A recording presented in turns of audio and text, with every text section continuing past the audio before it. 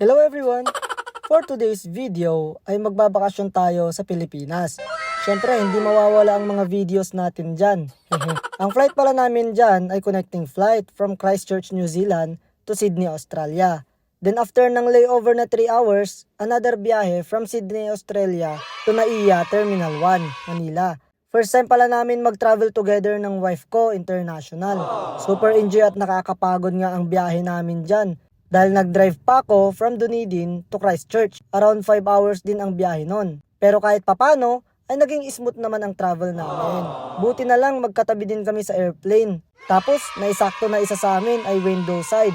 Kaya nakapag-picture at nakapag-video kami ng magagandang shot. Nakakapanibago nga dyan guys, dahil pagdating din namin sa Pinas, medyo mainit. For sure, mag-a-adjust na naman ang body clock and weather dito. Pero kaya natin yan syempre.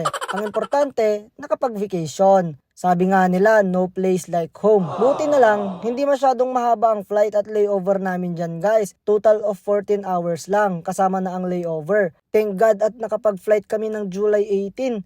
Kasi nung July 19, nagkaroon ng crowd strike outage. Libo-libong flight ang na-cancelled at na-delay. Total of 60 kilos lang din pala ang check-in luggage namin dyan guys. Tapos tag 7 kilos kami na hand carry. Thank you guys for watching. You want more adventure? Follow na.